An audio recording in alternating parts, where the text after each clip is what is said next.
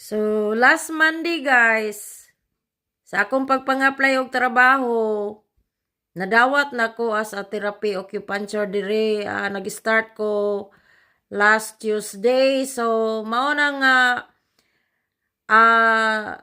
nag-decide ko nga mag-scooter na lang ko padong dito sa akong trabaho for second day because sa first day na akong trabaho guys, nagpislango manggod ko ato murag may sneezing ko ba na tapos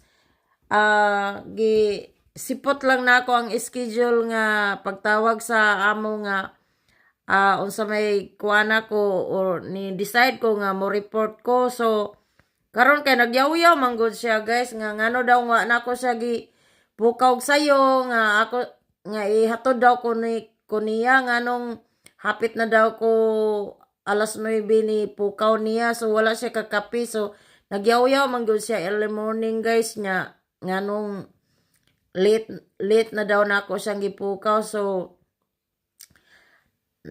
pero nakahibalo siya ato guys nga mo ato ko sa trabaho, nagplano siya nga basin di ko mo trabaho mo report ra ko ba pero direct na kong ni trabaho. So mo na iyang gikagulaan niya karon kay na silo man ko akong giyaw-yawan buntag sayo niya.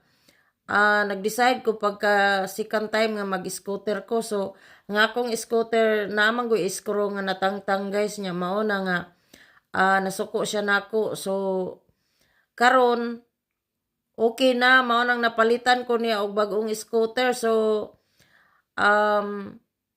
sa akong sitwasyon karon guys, tungod anang scooter naabot mi sa punto nga nagsilo siya, nagdaghang mga chichiburitsi. So far sa among sweetness guys, okay man gid kayo among pagkuyog nganhi kay dili man pod ingon nga siya ray mo gasto man sad ko niya nya karon dili masad pud kumukuyog sa isa ka tawo, wala pud ko kagusto niya karon guys nga kanang ang desisyon sa korte guys ba. So I don't know today kay mo trabaho man ko, so dili niingon ang taga court nga dili lang daw kuno ko padtuon kay nisulti naman ko sa akwang condition nga mobalik siya dinhi. So karon guys,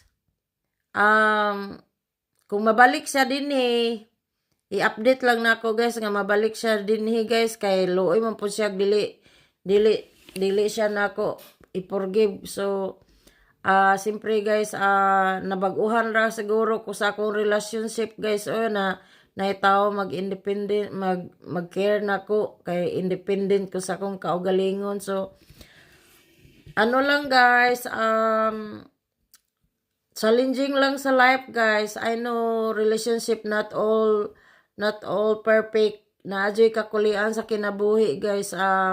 Dili igid ingon tanan panahon nga dili everyday, dili every time na happy, especially nang naay mga na ako sa TikTok guys, na ako sa social media. So mao na iyahang permi kuanon nga kanang kuan kay siya, confused kay siya nga mag-TikTok ko nganong dili niya madawat nga before ko nag-abot sa iyahang kinabuhi, nagsulti na ko daan nga na ako sa social media, nag-TikTok ko. So that's for my happiness guys ba, na kung bored ka pwede ka magsayaw, pwede ka unsay mong gibuhat diha, pwede nimong buhaton at the same time maka-encounter ka sa mga friends nimo, makahalubilo ka sa mga friends nimo. So I hope everything is okay.